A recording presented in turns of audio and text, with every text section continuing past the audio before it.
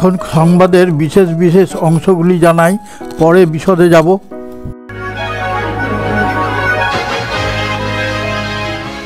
ঘাড়ের কাছে ভুল কামড় দিয়েছিল মা, 3 রয়্যাল বেঙ্গল শাবকের মৃত্যু।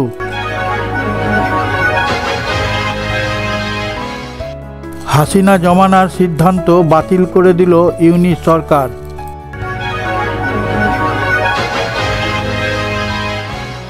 রাজ্যসভার ফাঁকা আসনে প্রার্থীর নাম ঘোষণা করল তৃণমূল।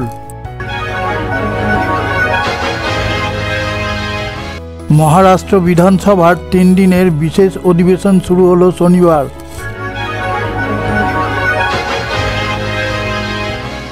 আবাস প্রকল্পে পাওয়া বাড়ি বিক্রি করে দেওয়ার অভিযোগ উঠল এক উপভোক্তার বিরুদ্ধে।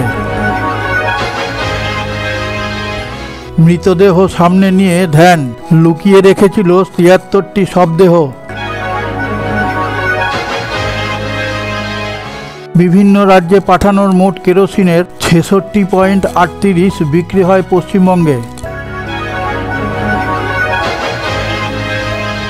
সংবাদের মূল পর্বে যাওয়ার আগে আপনার কাছে একটা অনুরোধ, চ্যানেলটিকে সাবস্ক্রাইব করে পাশে থাকা নোটিফিকেশন বেলটি ছুঁয়ে একটা লাইক দিয়ে শেয়ার করে দিন। তাহলে বিশ্বের বিভিন্ন প্রান্ত থেকে খবর তুলে এনে আপনাদের সামনে তুলে ধরব।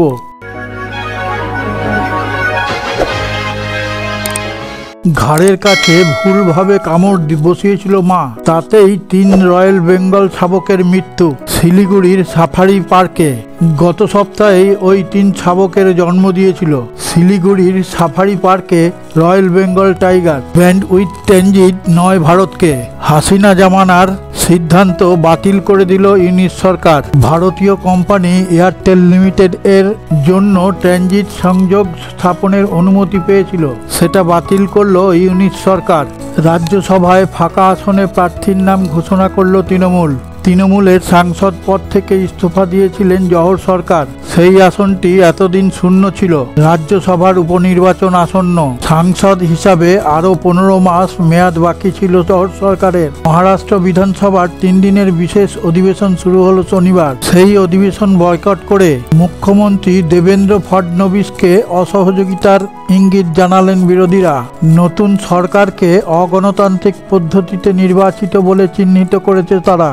মৃতদেহকে সঙ্গে নিয়ে ধ্যান, লুকোনো ছিল ৭৩টি শবদেহ, ৬০০টি কুমির। বৌদ্ধ গুম্ফার ভেতর হাড় হিম করা রহস্যের হদিশ। মন্দিরের ভেতর এতগুলো শবদেহ কিভাবে এলো এবং কুমির এতগুলো কেন পোষা হয়েছিল তা নিয়েও এখনো ধোঁয়াশা রয়েছে। আবাস প্রকল্পের তালিকা ঘিরে নানা জায়গায় বিক্ষোভ হচ্ছে। এর প্রেক্ষিতে উঠে এলো এক ভিন্ন অভিযোগ। আবাস প্রকল্পের বাড়ি বিক্রি করে দেওয়ার অভিযোগ উঠল এক উপভোক্তার বিরুদ্ধে। তাই নিয়ে অভিযোগ দায়ের হলো থানায়। উত্তর ২৪ পরগনার বসিরহাট পুরসভার ১৪ নম্বর ওয়ার্ডের সেনপাড়ার ঘটনা। রান্নার গ্যাস এবং বিদ্যুৎ সংযোগ বৃদ্ধি পাওয়ায় গোটা দেশেই কেরোসিনের ব্যবহার কমেছে, অথচ বাংলায় তা কমার লক্ষণ নেই। কেন্দ্রের হিসেব বলছে বিভিন্ন রাজ্যে পাঠানো মোট কেরোসিনের ৬৬.৩৮% বিক্রি হয় পশ্চিমবঙ্গে। আপনারা কোন জায়গা থেকে দেখছেন তা যদি কমেন্টে জানান তাহলে আমরা উত্তর দিতে পারবো।